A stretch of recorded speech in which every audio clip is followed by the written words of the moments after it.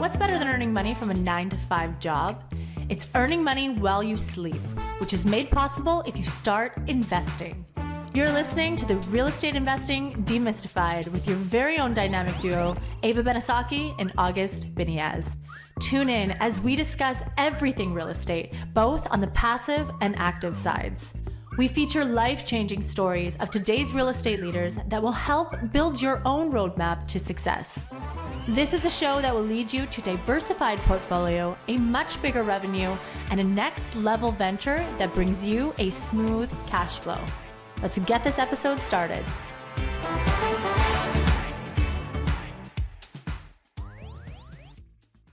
All right, welcome back to the Real Estate Investing Demystified show, everybody. Hope you're having a great week so far. Absolutely, it's February 1st today, so happy February. Happy February, everyone. So we're excited to be back here, and we have an exciting show. We have an exciting guest on our podcast, on our YouTube show. And I mean, this is a conversation that I always talk a lot about, to myself, to others, to you, about life and health and longevity and all this great stuff. So that's the conversation we're going to have today. So it's a bit of a deviation from our usual show, which is about investing and real estate and all sorts of economic kind of items. So and the reason we're bringing Daniel on the show is we always say this, okay, you can build as much wealth as you want, but honestly, if you don't have your health, you really have nothing, right? You can't enjoy your wealth. And I really believe that health comes first. I'm really passionate about everything that we're going to talk about today. So I'm really excited to dive into things and get some tips from Daniel. And also we see a lot of people that have been tremendously successful in business and what have you, but it was at a cost of their well-being, their health, their mental health. So this idea of, hey, you can have all the money in the world, but you can't get to enjoy it. That's really the question here, right? So longevity, health, mobility, these are all very important. And it's not about how long you live, but how you also get there. You could live to be 90 years old, but if the last 20 years you were bedridden and you couldn't really do anything, that's right. Did you really live? So that's right. Those are the conversations we're going to be having today. We're excited. Yeah, we're really excited. And we think that this hour conversation that we're going to have with Daniel, this tiny sliver of all the information we're going to be giving is, an attempt to enrich our lives, our families' lives, our audience lives, our friends' lives, by discussing this topic. So a little bit about Daniel, guys, a little bit about our guest. Yes. We're actually joined by Daniel Tausan. He holds a graduate degree from the University of British Columbia in stem cell biology with a Bachelor of Science in general biology. So he worked in research in the molecular profiling of exercise, looking into comprehensive blood panels in search of biomarkers for predictive health analytics with Molecular U and UBC's School of Kinesiology to develop methods for biological age calculation. So with a love for education and working directly with people, he stepped away from academics. He then launched Timeline Sciences to put you on the timeline aligned with your unique genome and goals. So welcome, Daniel. We're really excited to have you on the show today. Thank you guys. Yeah, pleasure to be here today. For sure. And last point is we always have this of who do we believe this interview is, helpful to? And it's usually this person or this demographic, but this interview is helpful for everyone. That's right. So great. Yeah, this will bring great value to everybody. So listen up, guys. We have an expert here today. Okay. Let's start diving into things. Daniel, first question, if you could share a bit about your personal journey in exploring the science of longevity and what motivated you to become an expert in this field. I mean, there was never a motivation for knowing longevity per se. The longevity was a consequence as to being just absolutely stuck with cellular underpinnings of life. We have this humongous organism that's comprised of 30 to 70 trillion cells. That's a lot of different cells doing a lot of different things. And that's really the key interest that I've had since I was born. Probably the moment I can start talking, kept asking, what happens if you keep zooming in? If you keep going further and further, what do you get to eventually? And so my parents told me, well, stop talking. That's enough out of you. There's you get to nothing. Just leave it alone. And it's sort of that curiosity that's going to drive me to, from the athletic pursuits. Hey, what supplements do I take? How do I get faster? How do I get stronger? What's better recovery? To then, going towards the medical and science fields and discovering that everything comes back to the cell. We'll talk about longevity in a few different aspects, but there's the cellular determinants. So how well can the cell do? And then there's the physiological components, right? All these cells are working together to give you a heart rate, to give you lung function. And so if the cellular determinants aren't where they need to be, if they're at a cap, that's going to be a clear determinant of how long you live. But they could be completely fine, but you can have a stroke or a heart attack. So the physiology there wasn't being upkept. So those are sort of the two balances for longevity that I break it up into. So we can address if there's risks for the physiology, but then what are the cells telling us? How do we do the best for the cell? And the secrets in the cell also are a little bit of a window into our history on this planet.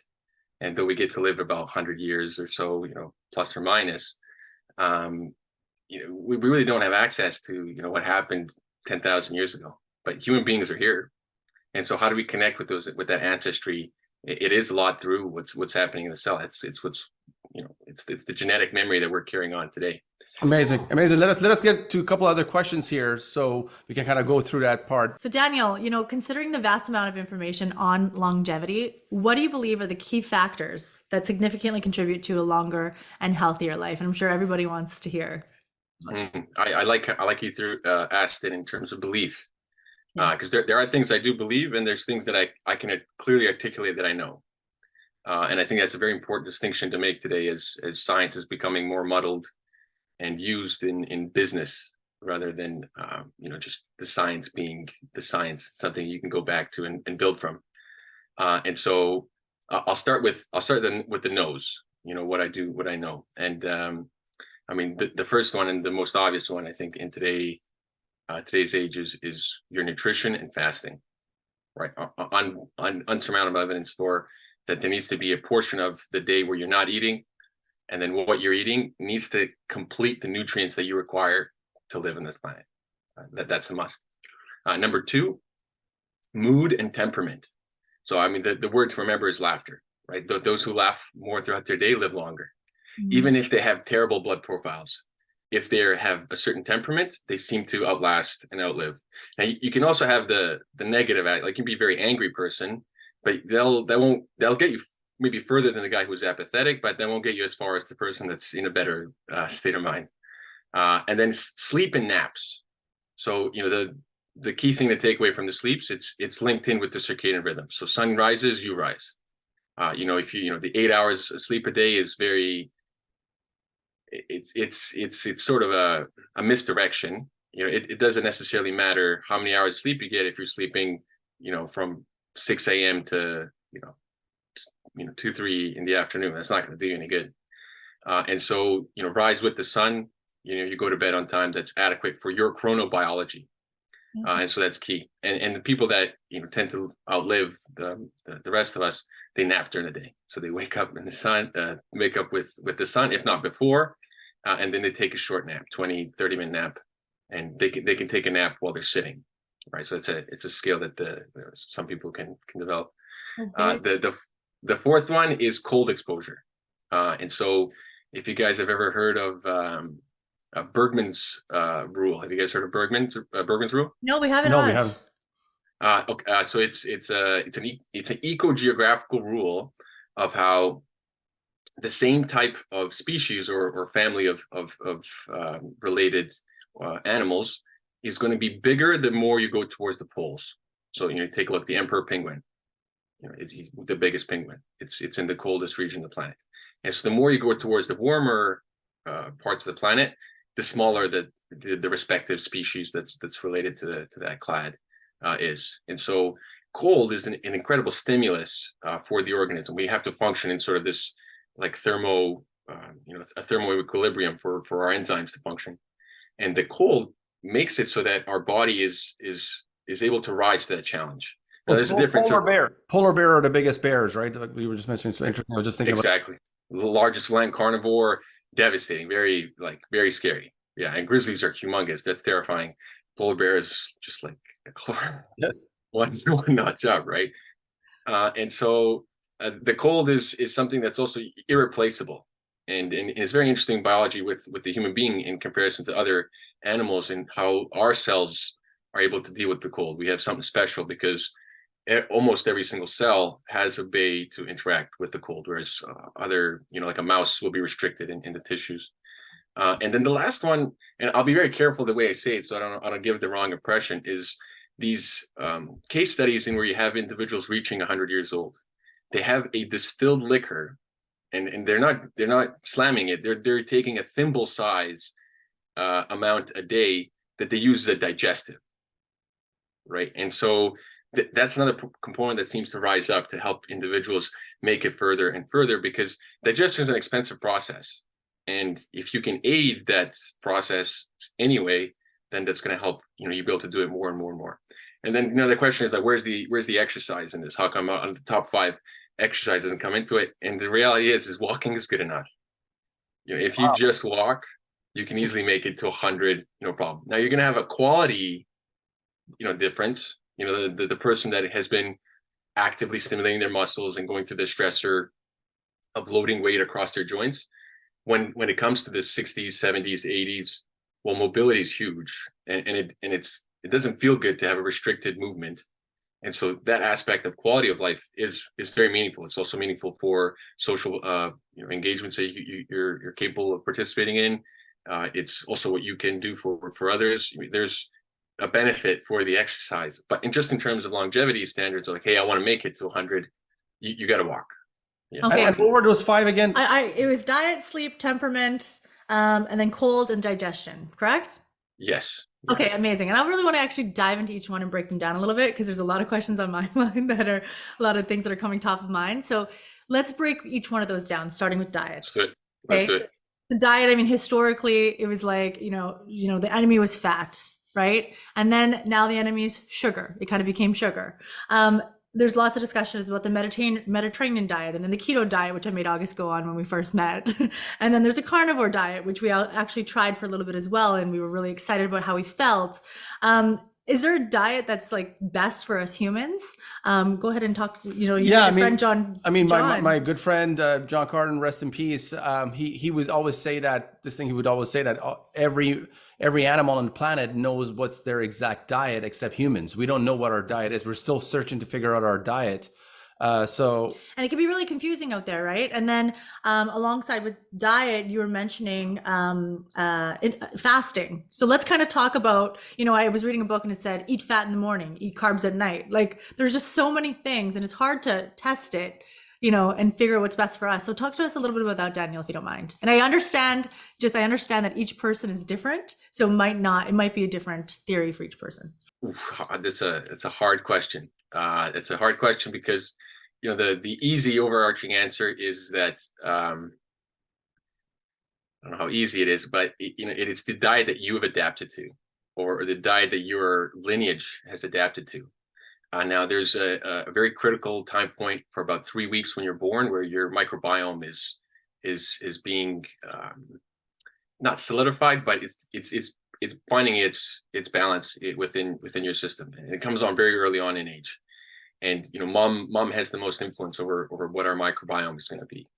And so based off of our lineage, of what our ancestor ate, plus what mom gives us at very early on, decides what nutrients are going to be easiest for us to deal with within the coming year or so as we start exploring the foods that are available to us. And so as a human being, we are a little bit bizarre because we can eat almost anything. And because of that, it's made it so that we're in this guessing game of what's good for you, what's not. And there's a very clear, from the physiology standpoint, fat is incredibly healthy. So if a person is very fat, another way to think about it is that their genetic system for incorporating fat, their lipogenesis, is phenomenal. It's working extremely well. But obviously it's going to come as a consequence to other parts of their health. And so is there this idyllic diet, like the keto diet? And one thing I've realized is that if everything was wrong, it would be easy to figure it out.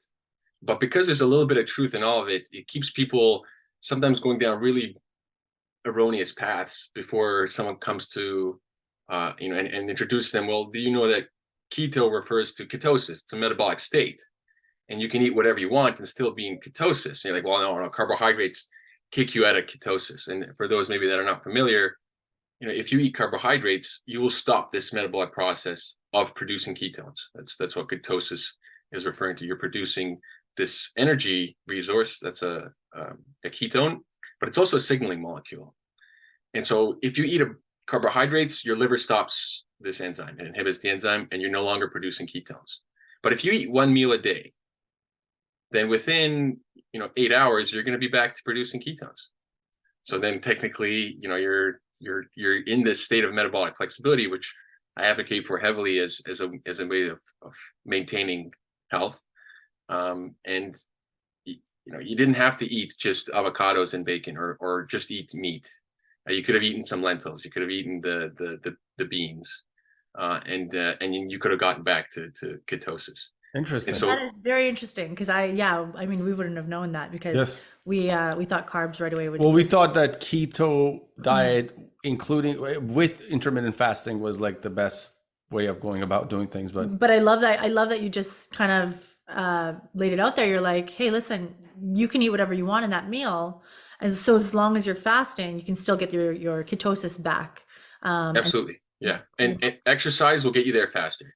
Okay. So if you eat a meal and then decide, you know what, I'm going to go and do some endurance training. It'll take you about an hour to 2 of continuous exercise, which is not fun. It could be, I guess, if you're that type of guy. But it'll take you about an hour or 2 before your blood will start producing ketones again, and you can detect blood in endurance athletes, within that short time frame. So a couple questions, Daniel, just to break things down a little bit more. Yeah. You mentioned eating one meal a day, correct? Yeah, I mean that is an option. That it's an right? option. I think.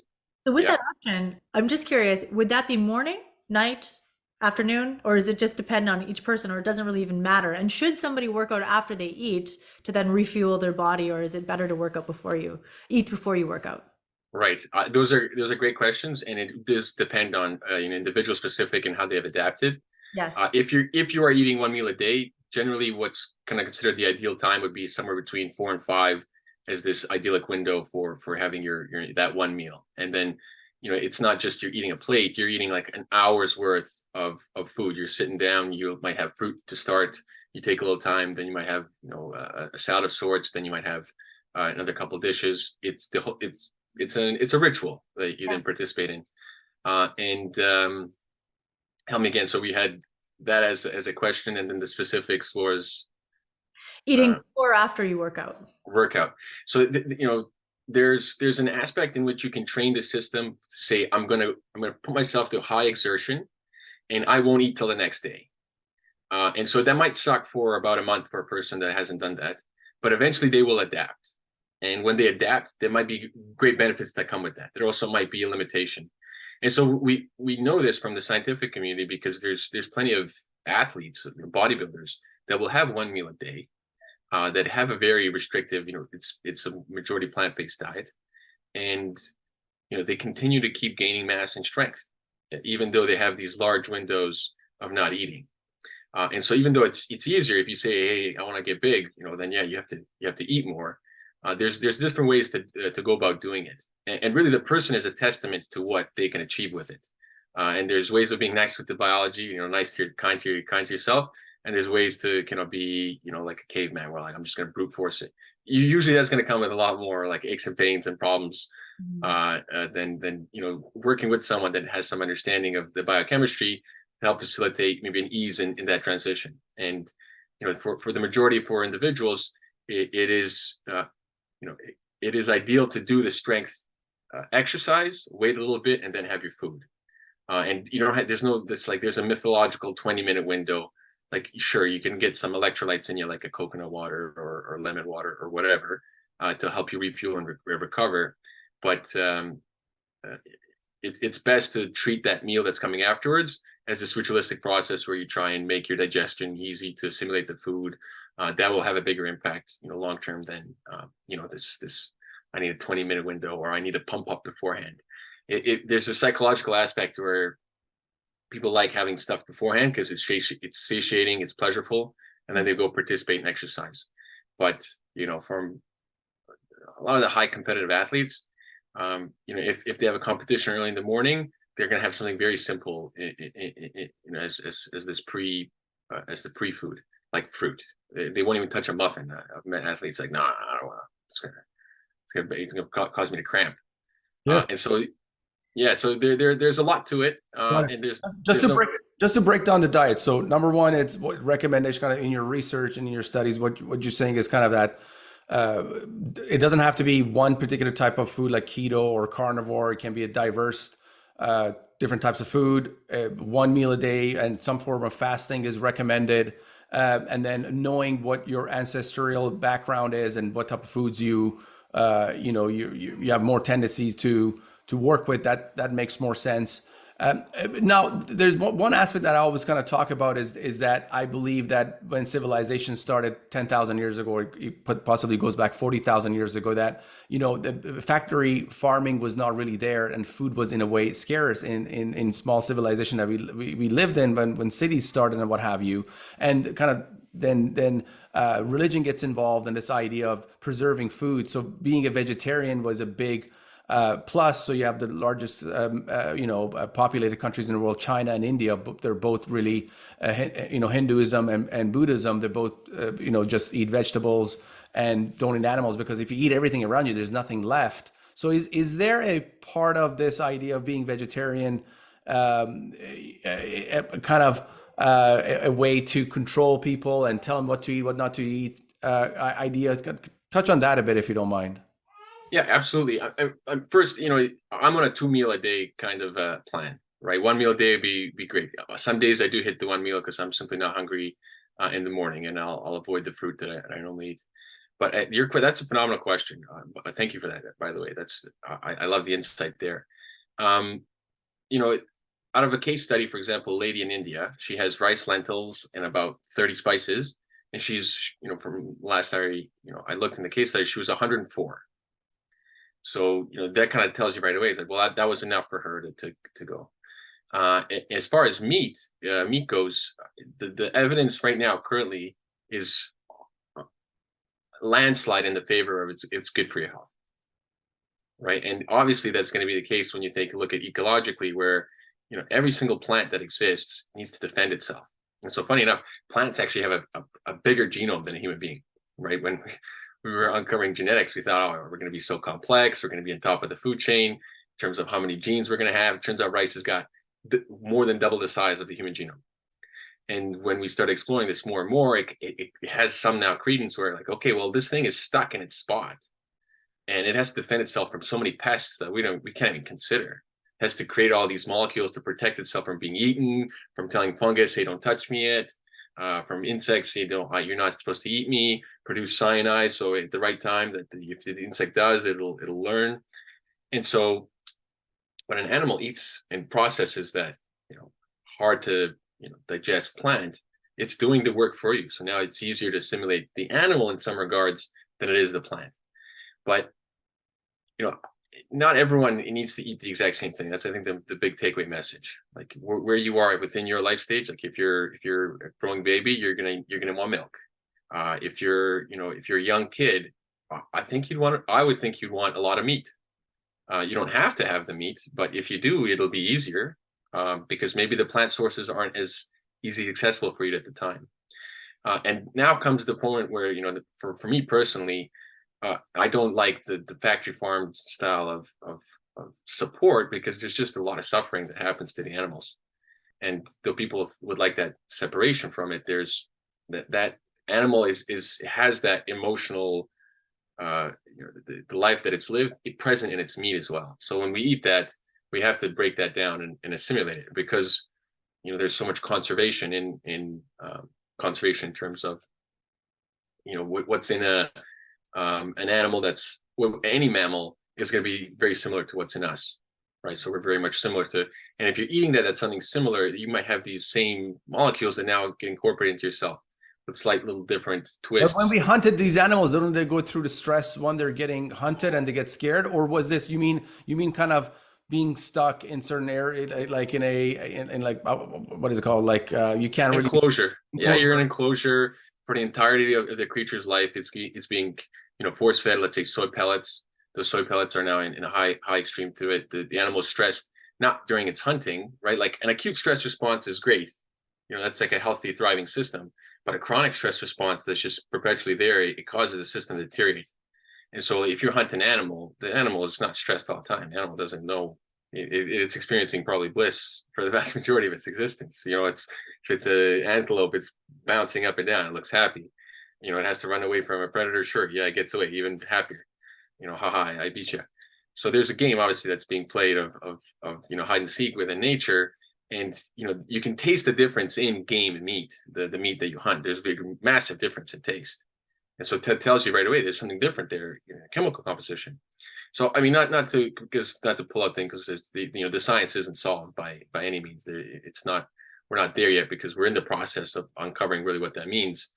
But even the factory farm meat does seem to be good enough in some health instances. Though you might be exposed to maybe more hormones that were normally exposed, or there might be some antibiotics that might, you know, damage your lining of your gut. You know, my textbooks that I went through for liver, for hepatology, you know, they teach you through detoxification pathways through, you know, these chlorophyll molecules that come from plants. There's barely anything that tells you, hey, if you just flush the system with high amounts of protein, what happens? You know, we have an idea on other aspects of what happens when you flush the system with high amounts of protein, but the fact that you know, the fact is people have had chronic conditions that they've dealt with for 40 years, switch to a heavy meat diet. It's like meat and fruit, and they've reversed chronic conditions in which, you know, that they've been battling since they were teens. And so those stories to me are a testament to really to spend a little more time and examine what's in front of us, and to say, hey, you're not allowed to eat meat is a little bit ridiculous. But I do think that there's an important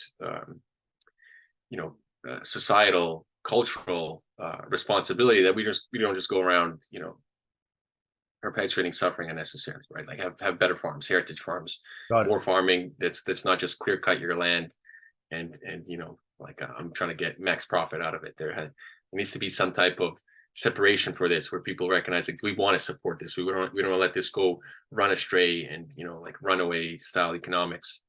Yeah, I mean, that'd be my 2 cents on it. Got it. I think we'll touch on another subject here. All right. So the next topic was sleep. And now everybody's always heard, like, you need your 8 hours of sleep or else you're doomed. And that's how you live longer. Daniel touched on it a bit. I know. So it's not about the hours you sleep. It's about when you sleep. And you always hear about people that work night shifts, they end up getting more heart disease and other issues. So, right. So Daniel, there's no particular amount of hours that somebody needs to sleep. Is that correct? Absolutely. I mean, what you ate the day will determine how much sleep you'll need. So if you eat something that needs a lot of digestion, like heavy digestion, okay, you'll sleep more. Your body will ask you to sleep more. Whether you actually sleep more or not depends on okay, you know, how disciplined you are. Okay, very cool. And, you know, I just love the fact that, you know, this, you know, with science back, Daniel saying that naps are a very healthy thing, right? Because yes. I just, you know, a 20-minute nap, I just, you know, some people can't really take them. They're like, I can't nap at all. Myself, I haven't taken a nap in a while because we have a newborn baby. And there's not really much time in the day, but naps, you mentioned a 20-minute nap, you can really rejuvenate yourself and then wake up and. Absolutely. I think we don't know the molecular mechanism at this point. All we can do is the associations. We got the observations down, but that's at least hey, here there's something going on. And so, you know, when a person does go, you know, to sleep or even just powers down, it allows the system to clean up a little bit. Right. So like while we're active doing things, you can't do the cleaning or the reparative kind of mechanisms. But as soon as you power it down for a bit, that allows a little bit of a shift in your metabolism, and that seems to be good enough in order to keep your cells happy and healthy for years to come. Got it. And let's touch on the sleep a bit more. But you know, personally, I've slept sometimes for 10 hours and I still felt tired, and sometimes I sleep much less and I felt much more energy. And this idea of REM sleep that we always hear about as well. Maybe touch on that a bit if you don't mind. Yeah, so the REM sleep is super cool. So one of my favorite pieces of information to share, so that people have almost this like secret insight into REM, is that what you can do is you can do something called the astronaut sleeping program, and you can condense your REM cycle into a very short amount of time, so that if you only slept for 2 hours, you're still experiencing 5 cycles of REM. And so the way the astronauts do it is that they take off 5 minutes every 2 weeks, regimented. And then eventually it comes down, because you don't want the astronaut sleeping, in space. Like, it's you're up there, you got to make use of it. There's sort of ticking time clock, because you're not meant to be in space. Your body's peeing out calcium in ridiculous rates. Your heart is going to have a really hard time when you come back on Earth if you stay up there too long. And so, the sleep component is key, because we like the comfy, beds that might be not good for us, right? The fact that you're in a very comfy, bed that's hard to get out of might make it actually harder for circulation and other kind of components, which might exacerbate, hey, I slept for 8 hours, 10 hours, but I still don't feel rejuvenated. But there's another component of, was the sleep restful? And so if there's things that are agitating mentally, you can have a not restful sleep. And there's the science that's emerging called chronobiology, chrono referring to time. And it really, each person will change how much sleep they need throughout time. I was very lucky where as a young kid, my mom, if I wanted to sleep, she'd let me sleep and miss class. And then I'd come to school and, I'd make up the work. I always got good grades. So she never really had a problem with it. But I trained, and then I wouldn't get to bed till very late. And so she let me sleep. And man, could I sleep as an athlete. But as soon as I stopped exercising, as soon as I stopped eating these heavy meals, I could get away with 6.5 hours of sleep, and I'm up and at 'em. And the other part to sleep is there something that you're rising for with a purpose? If you're waking up to something with a purpose, you got a meeting, you got an airplane to catch, you got a competition, you're excited to see someone, you're going to go on surfing. Man, is it easy to get up? Yeah, Ava says this all the time, because sometimes we have a big project or regular day. It's kind of hard to get up. But if I have to go skiing, I'm up at 4:30 in the morning. Jumping out of bed. I'm like, you have it in you. This is amazing. But keep going, Daniel. Well, and that phenomenon there is something that's very hard to study, and it's something that's in the psychological studies often you have to ignore. You can't really incorporate that in, but there's a psychic component, and also it's intimately linked with longevity, right? Like, is there something you're rising for with a purpose? And it doesn't have to be this grand enlightenment or any kind of, but it could be as simple as weaving a basket. You're going to go in the morning, you're going to weave a basket. The basket is going to get circulated through your community. That is purpose. And so, the Okinawans, a lot of the case studies that show that there's a 104-year lady that's coming out and she's weaving baskets, but that's what she's looking forward to doing a day, and people love her baskets. And so there's, the sleep aspect to it is key, because no matter where you go on the planet, your rhythm tunes to the sun. The circadian rhythm is this important aspect in which there's no deviation from it. And if the moment you do, problems start to rise, then you need to get back to it.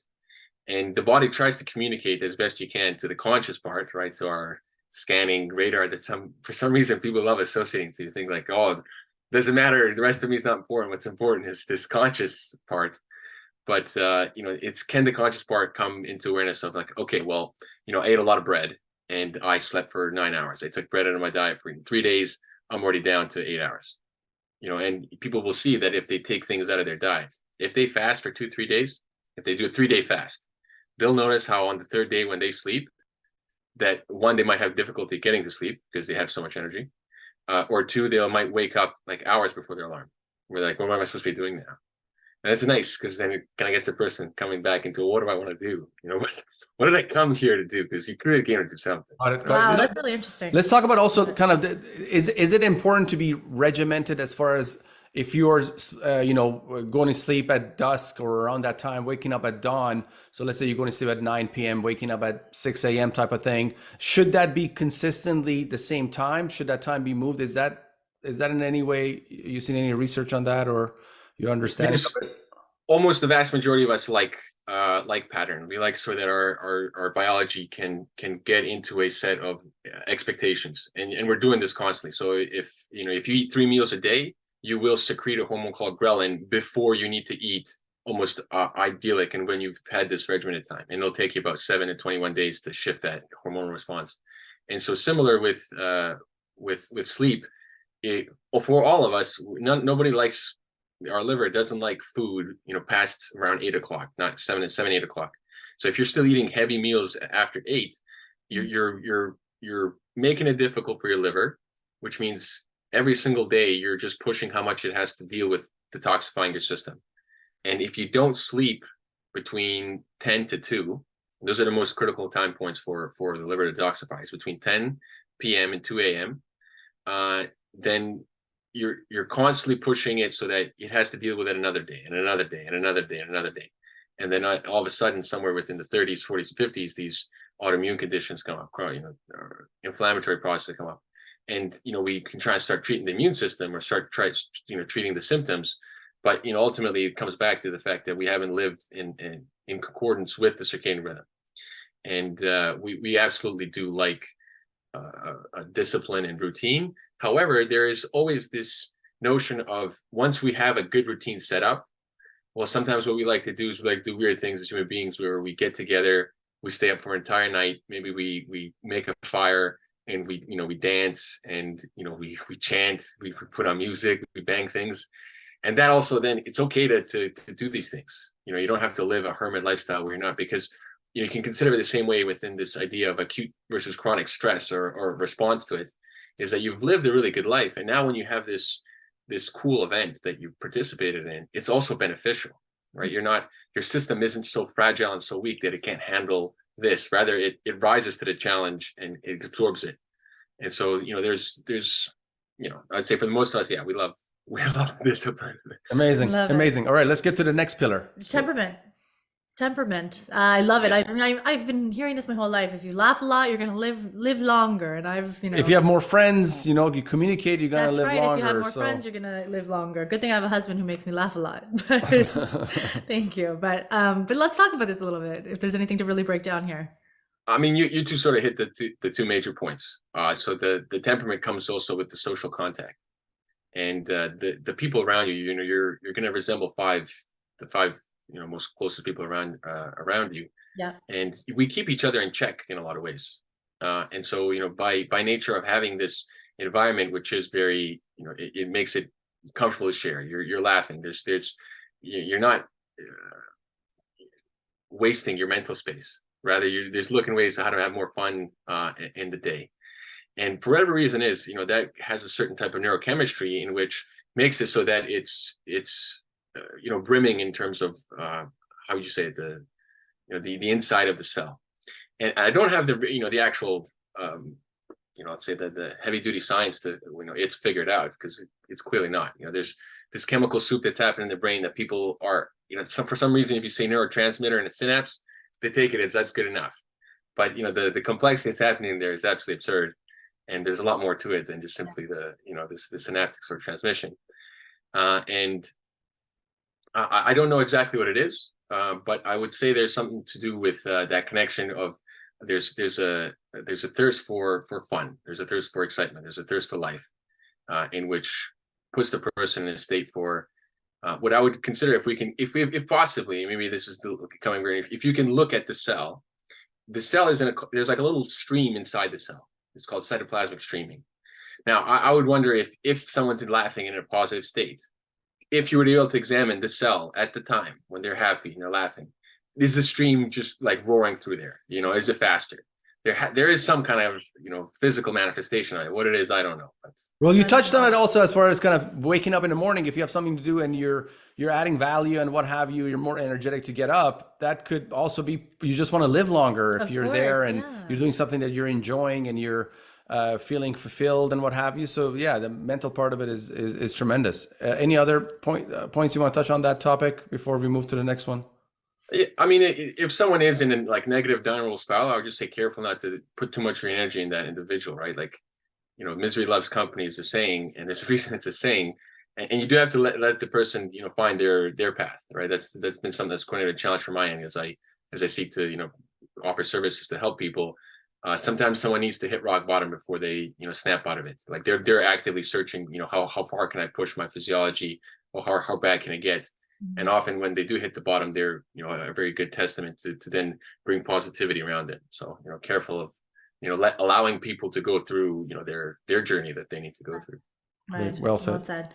Okay. colds. This is a great topic. A lot of people are like buying these, machines that they're putting on their. Including our director of acquisition, Paul Paul Hopkins, who Hopkins. keeps sending videos to me that he's cold plunging and Yeah, is he's cold plunging every single morning. Well, he's cold yes, plunging. he's incredible. But talk about cold plunging. We've actually plunged with Daniel That's right, together we have. back home. Yeah. So Yeah. talk to us about the cold. When you were talking about the cold earlier, when you talked about the 5 pillars that you were discussing about longevity and health, when you talked about cold and how certain animals that live in the colder climates, they're larger or what have you, I thought about how do we incorporate that into our lives currently? Because we live in Florida now, moving from Vancouver, which was colder. Does that mean we're going to live less? I mean, particularly Florida, people live longer here. I'm not sure what the reason is, but talk to us about that. Is it cold as a shock that you can bring in when you need it? Is it people that live in colder climates live longer?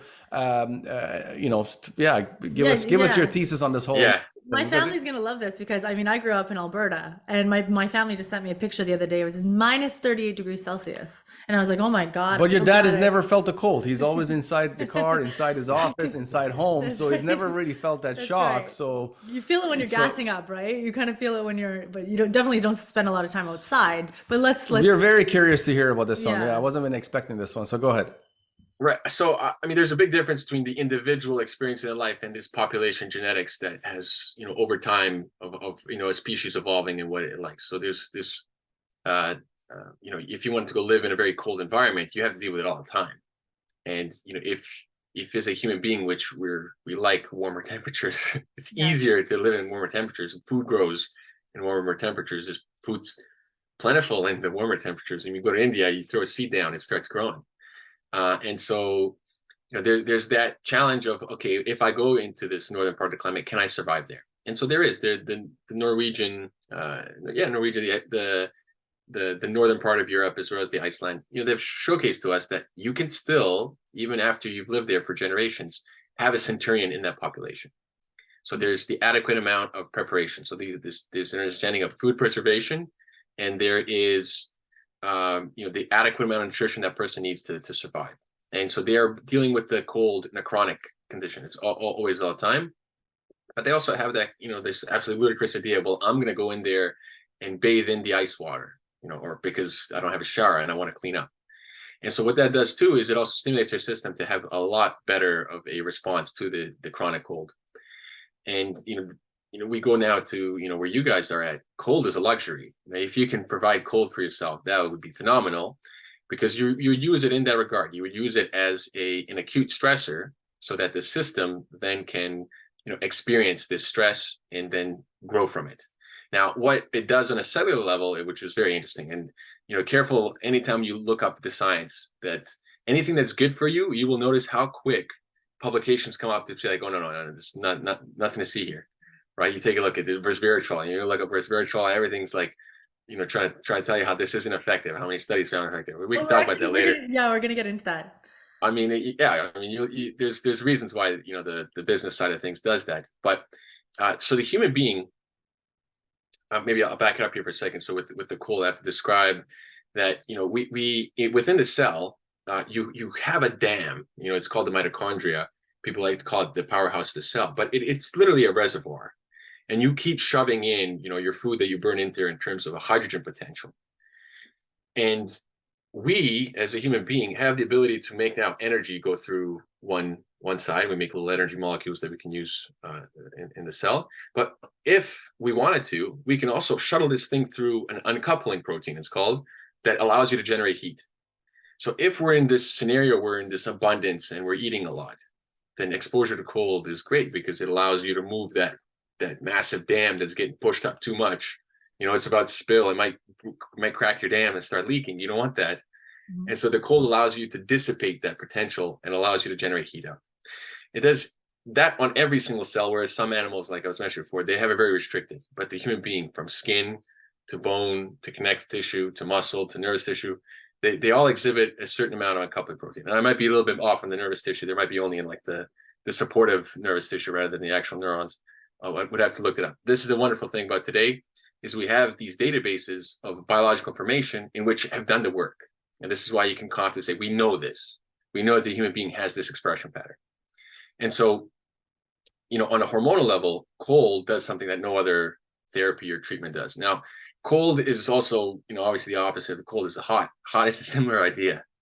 It'll act a little differently in your system, but putting yourself in, for example, heat stress, like the sauna in which you're in there and now you're working with your heart rate, you've pushed past a little bit of your comfort zone, and you're like, okay, I did good. I heart rate went up, I stayed with it, I worked, and now I'm going to step out. Something different is going to happen, not cold, but also beneficial. So the thermotherapy is like the fasting. It's not a negotiable if you want to heal yourself, or if you want, that resilient type of health. And, individuals, when you say like, oh, you guys don't have cold, I'm sure in the evening, does it get cold in the evening where you guys are at Naples? Well, right. Well, honestly, in December, January, we felt a little bit of cold, but I wouldn't say it's cold is a relative term. Yeah. It's not like your, Right. Pacific Northwest type of cold. Yeah. It's chilly. Sure. I wouldn't even call it chilly. Chilly has been a different meaning to me for 25 years living over there in Vancouver. But maybe that's what it means to rise with the sun. If you're up at 5:30 and you're out in the elements, your body will experience a little bit of a different temperature. Then throughout the day, definitely, you might move away, you might take that daytime nap. This is still, even without hey, having a cold bucket, of way to expose yourself. And often what you see weird instances of where the farmer, which you wouldn't think that was good, this man has plowed land and used his body like no other, and he's living to 100. And he's smoking a cigar on top. Like, this guy's breaking the mold. Let's talk to this gentleman. What's going on? What's he done? What's he doing right? Yeah. Okay. So this is more about putting your body through these shocks rather than living somewhere cold, but actually these heat or cold shocks you're talking about. Yeah, with again being kind to the biology. If you did a minute today, do a minute in 5 seconds the next day, right? Don't go from 0 to hero. Otherwise, you might have neural restriction. You might lose a little bit of sensation, right? I again stress very much so being kind to yourself, progressive, gradual progression. Allow the body to adapt. Allow the mind to adapt. Don't just be like, I'm a tough guy. Yes. Okay. Absolutely. Next pillar. So the last Let's do the pillar next is pillar. digestion. And we were gonna say exercise, but it's funny you touched on that. You're like, hey, walking's good enough, because I was gonna get into HIIT workouts and all these different kinds of amazing things that you read about, and you're like, oh my god, I got to incorporate that into my life. But walking's just enough. I mean, it's enough, but remember, it does feel good to be able to ski at 80. Yeah. Or tennis. Tennis is another one that's got to be sharp to that hand-eye coordination. That's actually called that actually is a high intensity interval training if you think about it. Yes. So we actually took up tennis. But let's focus on digestion before getting back into it. We'll have a couple of questions on exercise, but let's touch on digestion. It's interesting you call it digestion because your first pillar was diet, right? Yeah. The first pillar was diet. The last one is digestion, which again is very interesting because last one was cold digestion. So it's fascinating. I'm excited about this one because I feel that I've had some issues, digestive issues. I've gone and see gastrologists and tried all kinds of stuff, but it seems like there's something just not right the way that my body digests food, certain types of foods. I was great on keto, but then I was having some other issues. So this digestion is very fascinating. Please talk to us about it. I mean, absolutely. So it's a very simple, observation that we have here is that in order to, assimilate food, to take, an apple or a chickpea or lentil and be like, okay, I'm going to make this thing into Daniel, right? Like I'm going to make it into Daniel. You're going to make it into August. Ava's going to make it into Ava. We're all taking the same initial, substrate as the starting point. And so we have to expend energy in order to be like, okay, well, I'm going to get in return on my investment. So every time I'm expending energy, there's a cost to it because, I'm sending in what's like these molecular scissors to chop things up. And as I send in the molecular scissors to chop things up, sometimes inadvertently, like it chops up a little bit more than what I care for it to chop up. And so the pancreas is this organ that is always under a low grade of regeneration, because it is producing these proteolytic enzymes that act like scissors to break up your food. And so this part right away tells us like, okay, well, if you put something in that takes a lot of enzymes to break down, the person has to invest way more energy. And so this is economics at the end of the day here. It's how much are you going to give out? Yes, you might get some back, but you don't have you have a limited tank now of what you can incorporate into yourself. And Like so peppers, like hot peppers, I guess. That the first thing, as soon as you said that, I thought about like eating hot peppers, because the nutrition you get is minimal, but the way that it puts your body through it is a lot. There's a special thing about capsaicin, cayenne pepper in particular, as acting as a blood stimulant. It's like one of my secret remedies for a lot of problems. So every single food might have a little different caveat. But if we're just thinking about pure basic of, hey, I need to assimilate things into, my building blocks, digestion is expensive. And because we want to do it every day or most days, let's say out of the 365, at least 300 plus, it helps to add things to break things down before we've even ingested it. So my favorite, and I throw it almost on everything, is cumin. Cumin is a very easy digest. And also this is the same idea, like I mentioned before. There's an old Indian lady, she's eating, rice and lentils, and then like a cabinet of 30 spices. What are those spices doing? In a big part, they're aiding and facilitating in the digestive process. And so, a tiny amount of a liquor, like just a small amount, just a thimble, also acts as a digestive. It stimulates the liver to help facilitate digestive processes. And so this is another thing about dosages. Something can be very beneficial at a small dose and absolutely detrimental if you just go a tiny little bit over.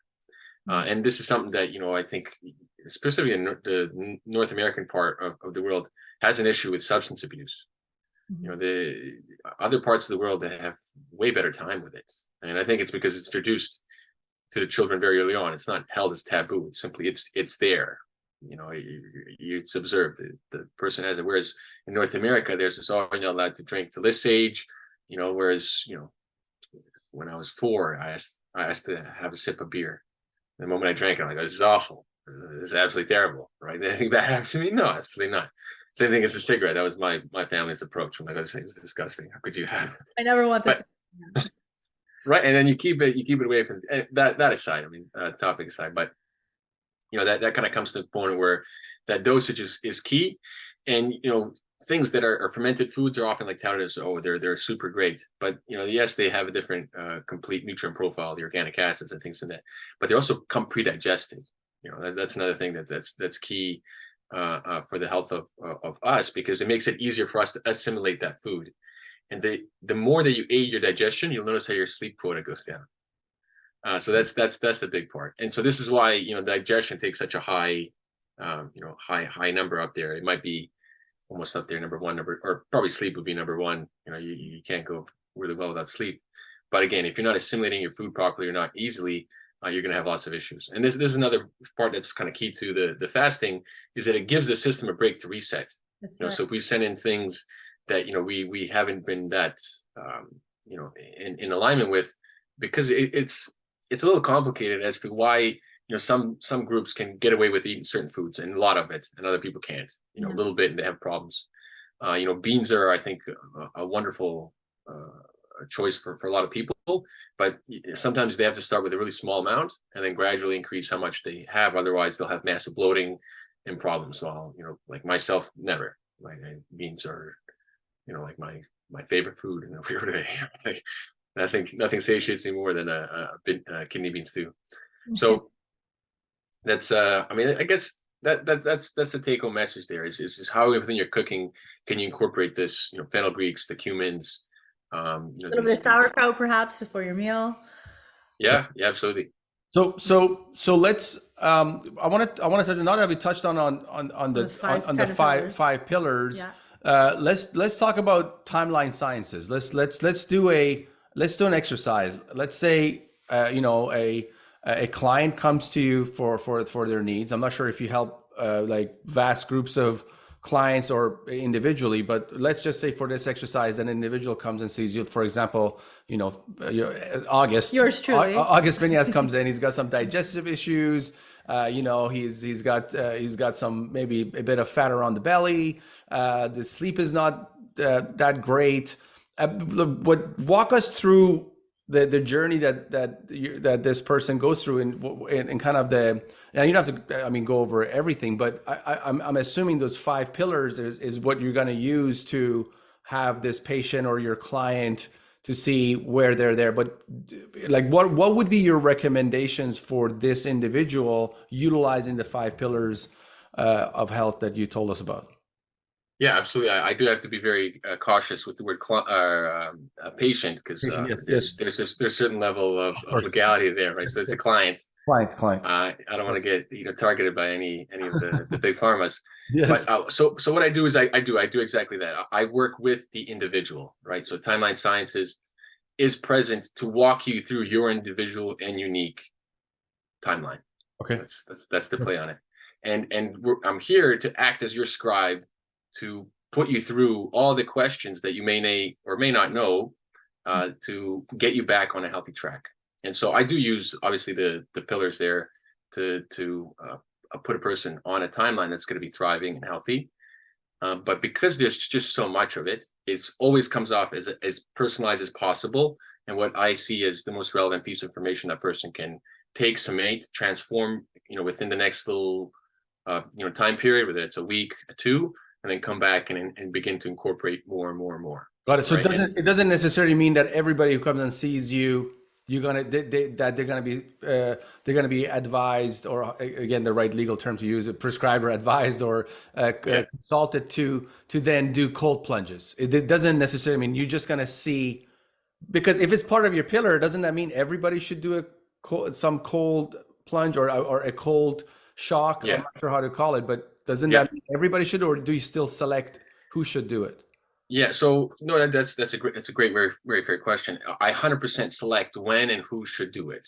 It's not that everyone should just go into cold, because if you're in a fragile state, I would obviously not recommend that you go into the cold. You're not ready for the cold. And so, for example, for a gentleman who pretty much did all the work, he came to me at about 80%, where he dealt with his lupus. Okay, so lupus, he got like a bad diagnosis, terrible set of news, and he was kind of left to his devices, be like, no, you're stuck with this for the rest of your life. And he's a stubborn man. He's just like, no, I'll deal with it. I'm gonna go and pretty much change my entire life. I will fix this, and he did. And at about 80%, where he had no more problems, he had no more flare-ups, no issues. He met me, and so I told him, well, this is, we got to talking, and I was fascinated of what he'd done. Pretty much treated his diet as if it's the most restricted thing ever. Brought it back down to basics. Slowly started introducing things. Realized, like, anytime I have ice cream, problems. I'm not allowed to touch ice cream. And so, I gave him my protocol for cold, how to go about it, how to do it, and he took it up religiously. So when somebody gets to a stable situation, that all those 5 pillars are incorporated, including the cold. Is that fair to say? Yeah, that'd be fair. Yeah, I mean, when you're in a stable situation and you're looking for more, then you are incorporating all those 5 pillars. Or fasting, for example. Somebody is fragile, you're not going to put them on a 3-day fast, right? 3-day for sure, no. But 100% put them right away on what people call intermittent fasting, which really I would say is not intermittent fasting. I say intermittent fasting is another word for saying, like, basic default way of living as a human being, respectful to your physiology. Right. The way I understand intermittent fasting is that you're giving what's happening is your body is actually the good cells start eating up the weak cells. Is that correct? Because your body's actually having time to digest everything and try to, like, I'm just. Yeah, I mean, it's not necessarily that you're eating the weak cells, but what happens is same way a leaf withers, a cell will wither. Yes. And now, will an immune cell come by and gobble it up or not is an important, let's say, consequence to us, and on this gross anatomical level. We don't want these senescent cells hanging around. Yeah. If you're constantly eating, pretty much the immune cell can't get the signal to do its work. That's right. So it won't eat the cell. That's right. And not only that, but the cells on the inside, if you're constantly eating, don't get the signal to do their own cleaning process, right? This process of autophagy. Right. And autophagy, is regards to the self, and then phagy is this eating process, right? It's the like their term for, the phagocyte is the macrophage that comes in and gobbles it up. And so if we're in a constant state of eating, if we're eating from like 8 o'clock, you wake up right away, food and snacks, lunch, snacks, dinner, you're eating snacks up until you go to bed. There's no time for the metabolism to shift from assimilation and nutrient absorption into detoxification, autophagy, reparative, regenerative processes. That's right. You can never activate autophagy, meaning that this self-eating or self-devouring, it never happens. I love it. And the consequences are exactly that. Like you're going to come advanced aging, it's going to come faster, and you're going to have a lot more problems a lot earlier on. And so in North America, from what I've got to see in terms of data sets, 55 is this age where it manifests for, did someone do the right things or not? And it's really hard to, once you've been hit with the aging stick, to reverse it all, because you lose, for example, your liver mass. You simply lose a portion of it.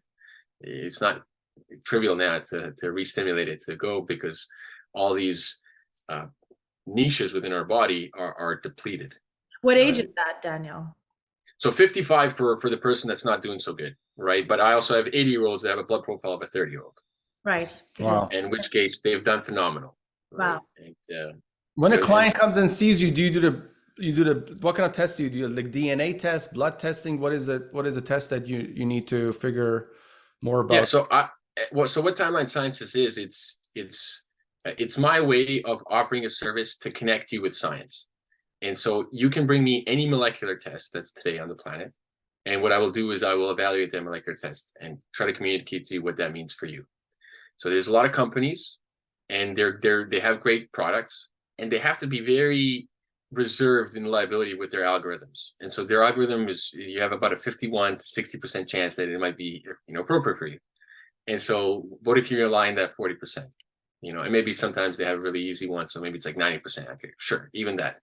So in these biological ages and these genetic tests, there hasn't been any easy access for people to be like, well, I want to talk to someone about this. And so I do advocate, if you want to come talk to me, we can go through the health aspect of it. We can go through a consulting of science if there's something more down nitty gritty, whether you're looking for targets. And then if you'd like me to analyze data, that's another service I offer. So if you don't know what data to get, then you come see me, and then we talk about what one you might want to get. So if you have a gastro condition, whether you have a joint condition, whether you have a neural condition, there's different blood panels you can get that might help, you get information of what you can do in terms of lifestyle, in terms of nutrition, in terms of these different healing modalities that you can participate in. Yeah. I think the most fascinating thing about all this is that you can actually reverse your biological age. So it's not too late, right? For everybody listening, Yeah. Actually reverse your biological age and feel amazing. That gets to my kind of next question here, is really about the blue zones or centenarians, or people living up to be 150 years old. Peter Thiel, I think, is one of the first investors of Facebook, is talking about living to be 150. Mm-hmm. If money wasn't a consideration, if a client came to you and said they have, let's say, a billionaire, one of these billionaires who are trying to live forever, all the power to them, because we'll learn from what they do. And it's always the super wealthy that try things, experiment with things, and then us everyday people get to use those things. So if somebody came to you, money wasn't an issue, and they could throw as much money as possible to their head, and they're somewhat healthy, they're somewhat middle-aged, between 40 and 60 years old, or let's say that 55 mark, they're between 40 and 55. What would be your main recommendation? Again, money is not an issue here. What would be your recommendation there? I mean, if they're trying to be the frontier, then they'd have to have an idea of what is it on the molecular sense that is the biggest driver for aging. And so, if a billionaire was to go about it, really the take home isn't the nutrients. The reality is this, the better you are at playing I don't eat, and then you're able to, with a tiny little drop, scavenge 100% of that material. Well, that's a lot more efficient system than a system that constantly needs, I need to see this, nutrient every single day. Wow. So that's incredible. So that would be the component that they have to strive for, is like, this is the obvious evidence. First, we have to address the elephant in the room. The second one, the one that seems to be tied in with like the ancient sort of wisdoms that's been passed down, as well as the evidence that's always coming back up, is this ability for the body to use oxygen and not do damage to itself. So as we make that, that dam-like hydrogen potential that we have to generate energy, oxygen there is the acceptor. So when you breathe in, you breathe out, you breathe in oxygen, you breathe out carbon dioxide. And that's not the same oxygen, right? That oxygen is going in and is getting converted into water, right? The carbon dioxide is from the food. It's kind of ridiculous that the fact that you're taking gases and you as the living being is making a different element of water, right? And so the way that we use oxygen ends up burning up the system itself. Where when we think, okay, aging is happening, why does the cell need to eat itself? Is because there is oxidation processes that start stripping electrons and little bits away from its surroundings. And so we have to constantly do this upkeep of DNA protection. We have DNA protection enzymes. So we have these enzymes that function, superoxide dismutase, that function to burden this antioxidant stress. We have sensors that function on this very, very cusp of antioxidant detection, NAD, if you guys heard NAD plus. And so if you can train your system to be extremely efficient or competent at utilizing oxygen, and then kind of who do we look to for that? Well, like you see the athlete's doing good on a cellular level, but they don't do good on a physiological level. They end up getting strokes and cardiac problems, and the athletes don't live as long, but their cells look phenomenal. So when you have individuals that are very active, that are very in line with, they've done something in their life, maybe they're climbing constantly mountains, they live in mountainside, and that's, for example, like in the Hunza Valley. That's not part of the bloom zones. Blue zones are cool because they've brought some attention to, hey, these people are doing something right. But there's plenty of other places on the planet where people have made it quite far, and often it is in these, like the mountainous valleys that end up being very prosperous for longevity. And so that would be if a billionaire came and be like, okay, well, you're on the frontier. Let's spend the money. Let's get the technology. And obviously what we'd want is to bring in the science as best we can so that it gives us knowledge. So we're not believing in things that we're going based off of what we know.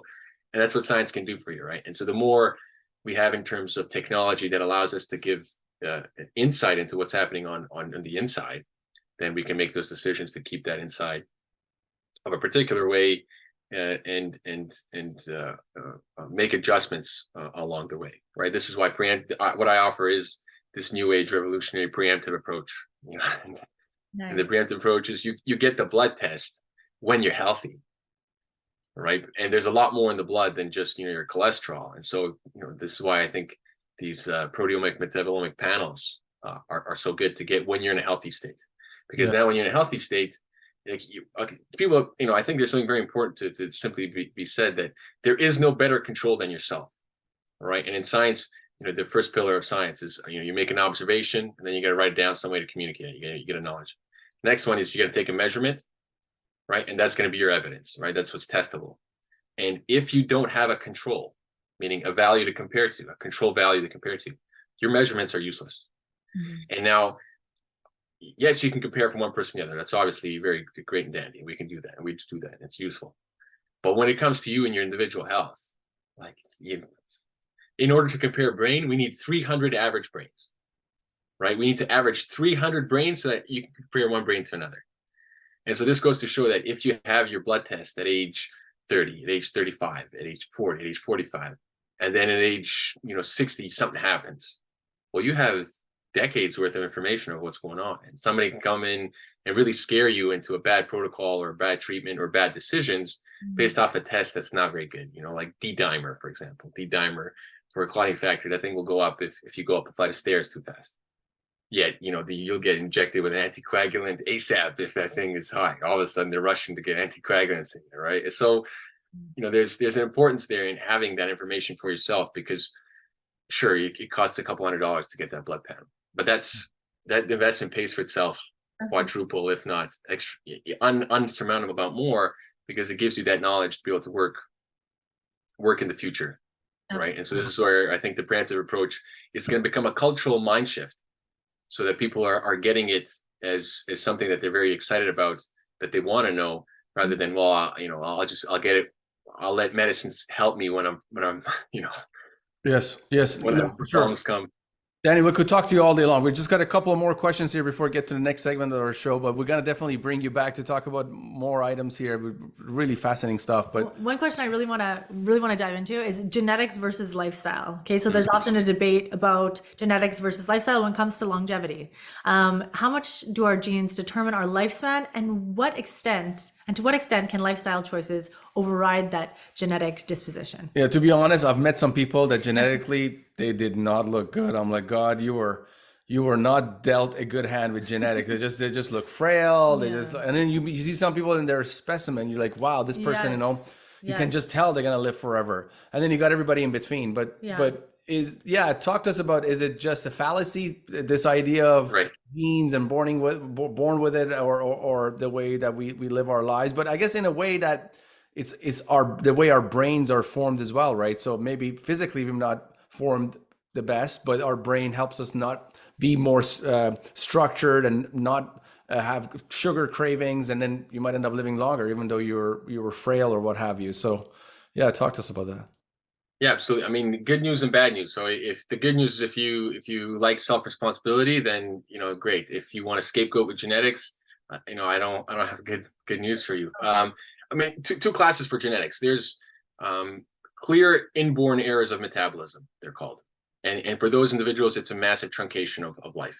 All right. So you can have like the most, let's say the most severe of the genetic components is a disease called progeria, and it's fascinating because it's just one nucleotide, meaning it's just one little call it a code in the DNA, and you have the most devastating advanced aging disease that we know of.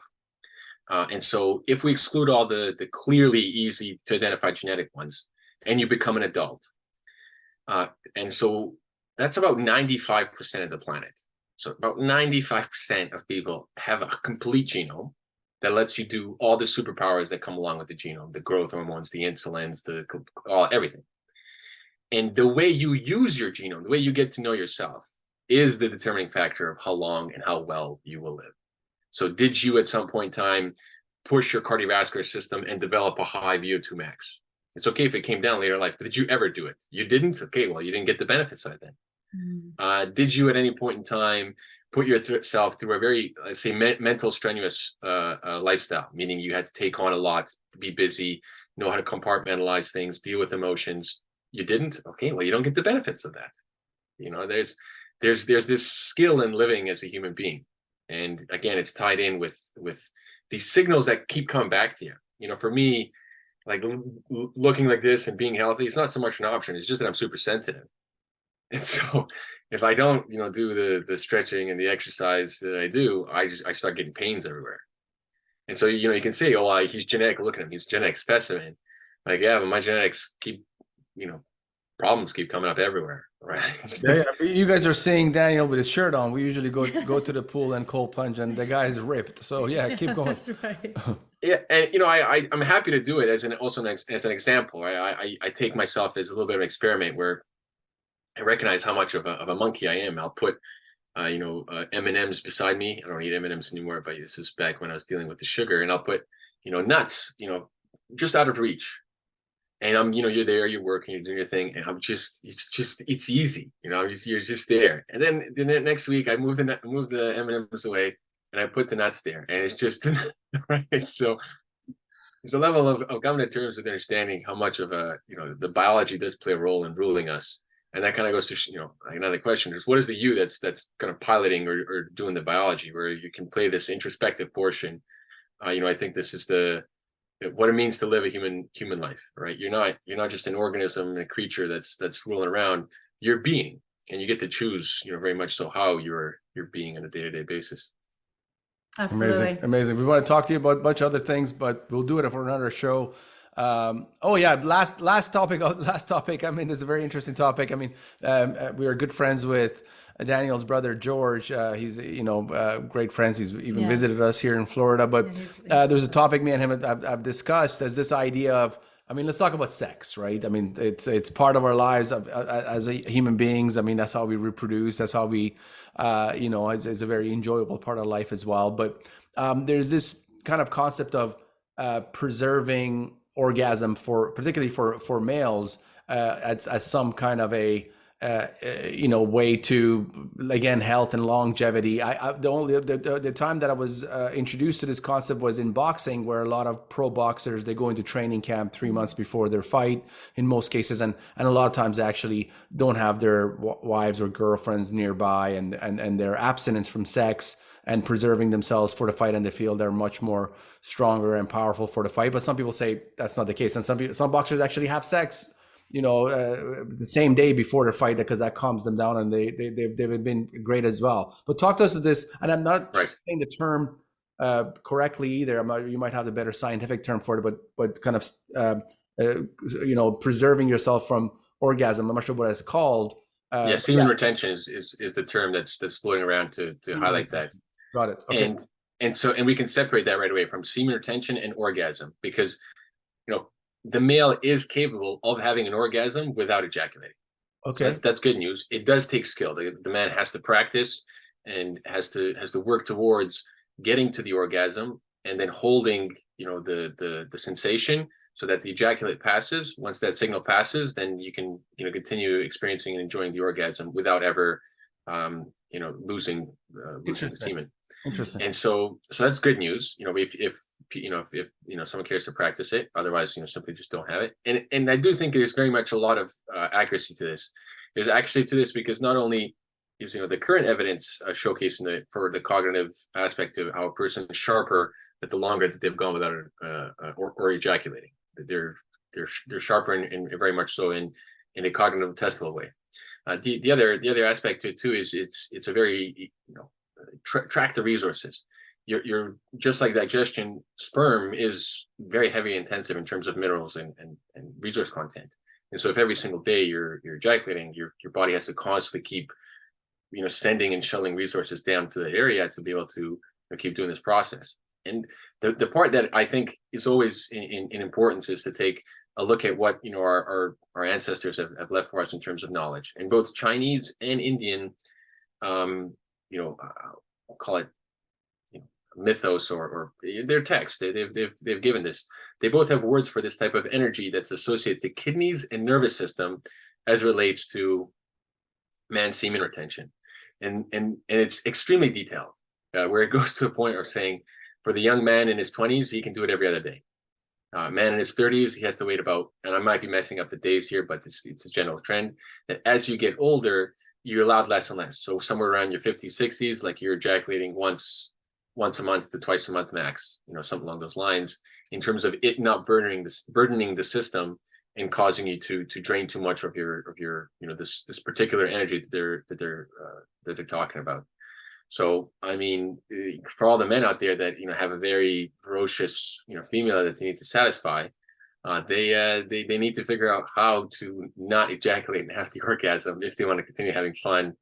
With the ladies, because the ladies are in a different boat altogether. Yes. They get the pleasure of having the orgasms without the consequence of the loss of a very, very critical, let's say, resource that the body needs to produce. Got it. So overall, for a healthy male kind of lifestyle, that semen retention should be part of that exercise if you're living more on that supreme being type of lifestyle for a man, in your opinion.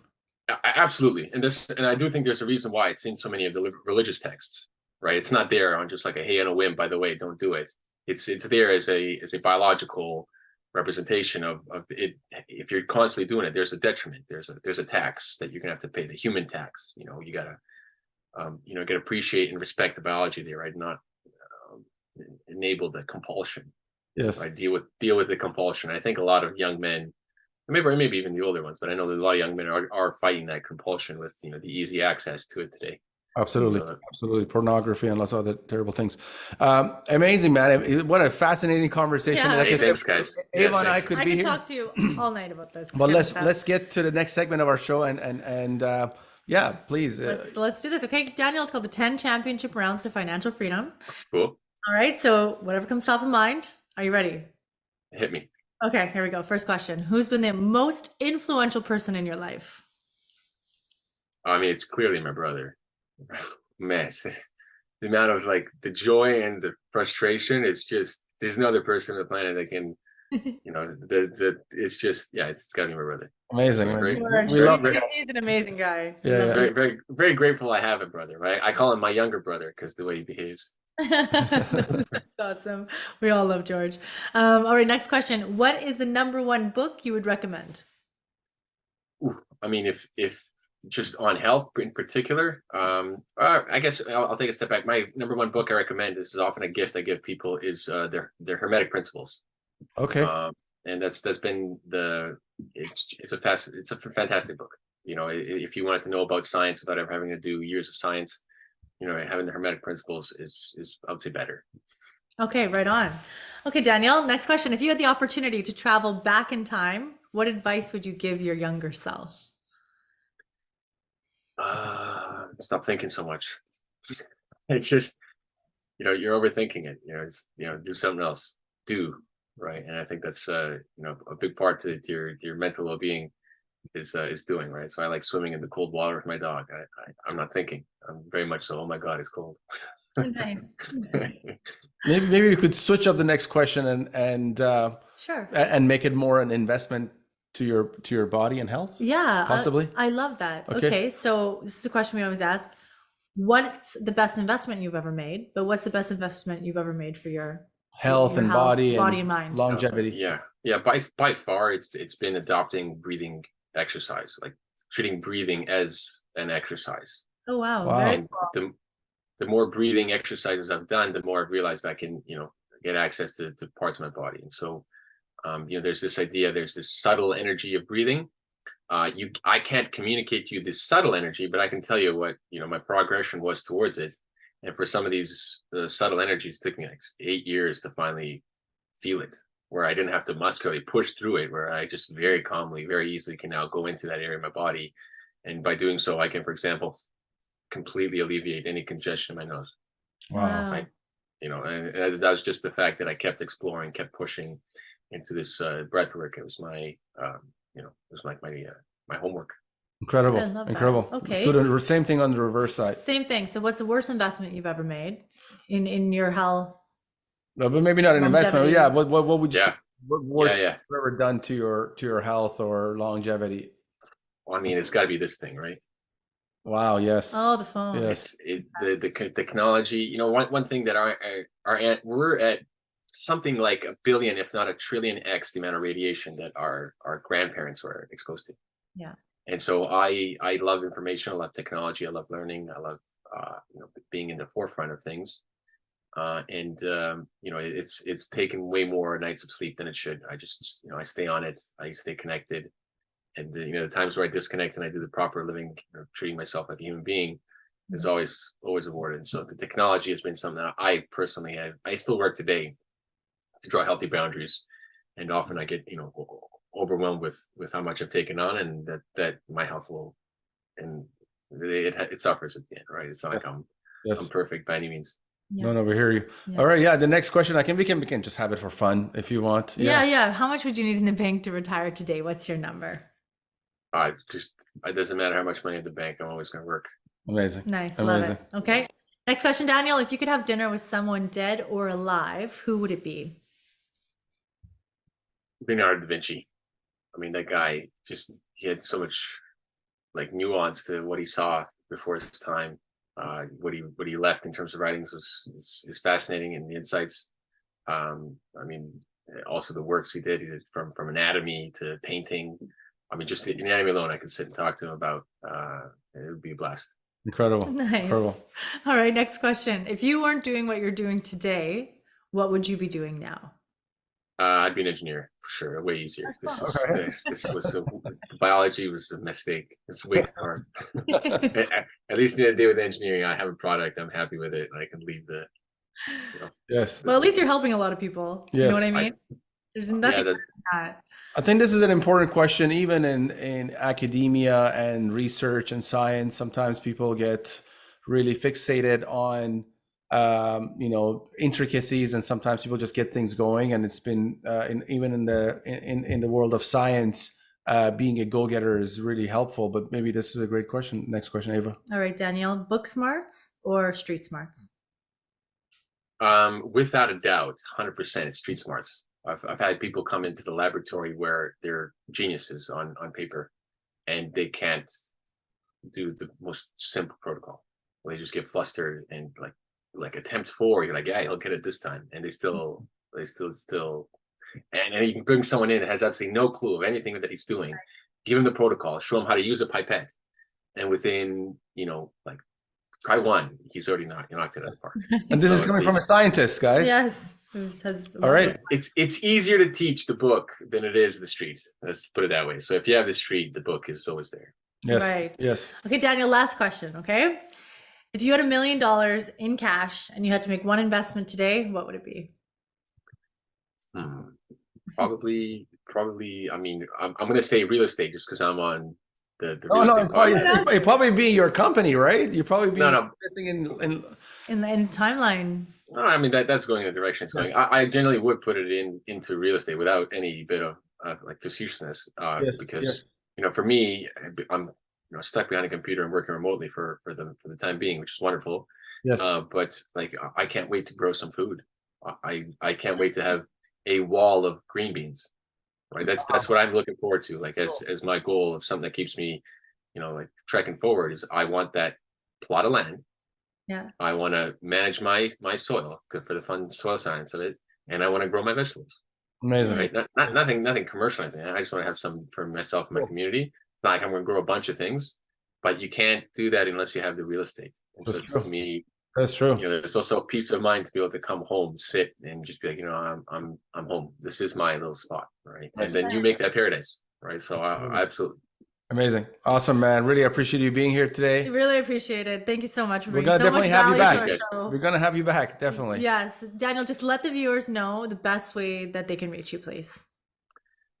For your viewers, I'll give you guys the easiest way to access me, which is Daniel Tausan, my name, nothing between, at proton.me. Right, I will check that email. You will get a response from me if you message me through that very specifically for your audience. Otherwise, timelinesciences.com. The website will go through some iterations as I get help as a scientist, the business side of things, as I'm learning that.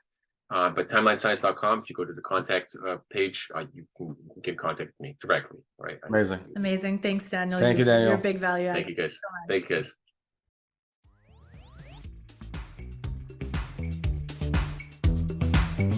Thank you for joining us for this episode.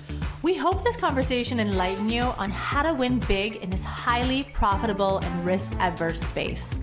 Get on your feet and embrace this world that offers so many opportunities just waiting for you out there. Continue your journey to becoming a savvy real estate expert by subscribing to the show at cpicapital.ca. Don't forget to leave a positive rating and share with your friends. See you on the next one.